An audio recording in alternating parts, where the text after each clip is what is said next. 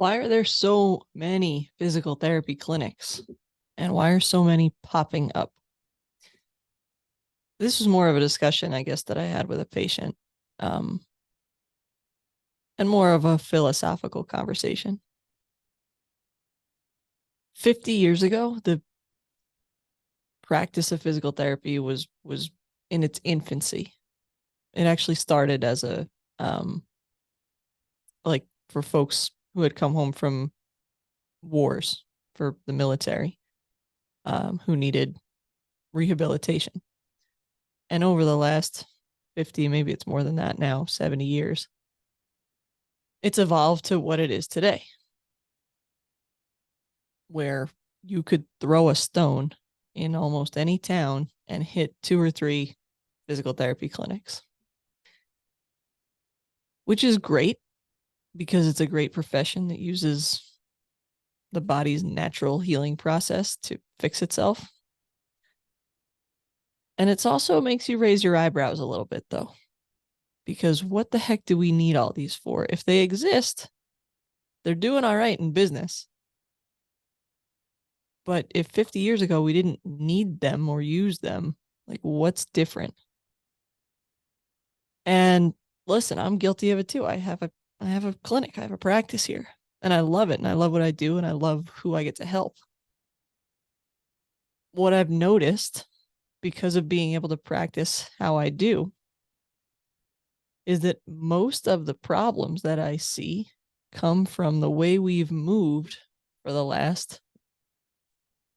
a patient's lifetime. We'll put it that way. Because I have folks in their 90s, I have folks in their 60s, and I have a couple high school kids and even younger.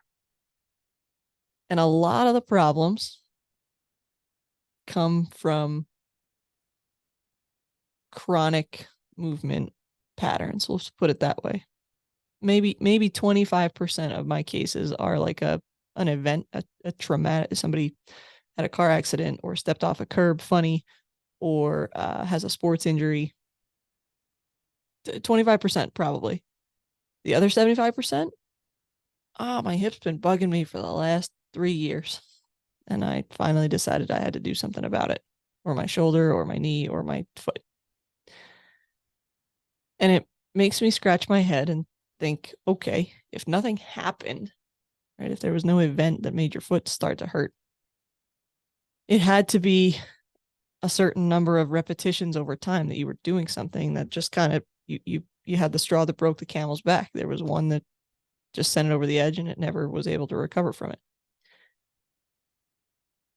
And it makes me laugh. Bear with me. I'm going to go on a tangent here because we have folks, my 2 guys who are the opposite of the epitome of health, who check almost every box on the past medical history form, right? The cardiac history, hypertension history, diabetes history, obesity history, osteoarthritis history, osteoporosis history, not necessarily stroke yet, but neurologic history. I'm telling you, almost every box. I have 2 guys in their late 60s. Could just retired, could retire. And they sat their whole lives. It's because their lives, one's an accountant, one's a lawyer. They sat stressed out for the last 40 years, easily, maybe more. 2 components there. Sat most 8 to 12 hours a day, probably longer. Stressed out. Not easy jobs that they had by a long shot. The environment that they were in was pretty high stakes. Okay. They had great health insurance. And I laugh. I have to laugh because now they need great health insurance because their 40-year careers demanded so much of their time, energy, stress levels that now they're in their 60s, late 60s, early 70s, ready to retire and like enjoy their lives. And they can't because they check every box. Every box. Their poor wives are miserable because they were like, he worked so hard his whole life so that we could travel and we could do stuff. And now we're at the doctor's every single day. And listen, it's great. It's great for business for me. It's great for business. It's awesome. I can't sleep well at night knowing that that's what most of society is doing. Right? They're spending 8 to 10 hour days in stressful environments, mostly sitting, barely moving, and not getting the things that make their life fulfilling. Right? They don't have a community that they belong to. They don't have any hobbies that they have time to do. And by the time they reach their retirement age, their health has gone to crap. So this episode's about why there's so many PT clinics popping up. But my answer is probably for that reason. We have folks in their 50s, 60s, 70s, 80s now who have spent their careers sitting in stressful environments.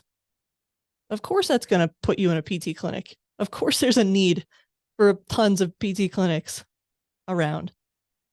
Look at the way we've moved, or haven't moved, is probably the better way to put it. So if I could challenge anybody or encourage anybody, it's never too late to start moving. It's never too late to get your health under control or back in your control.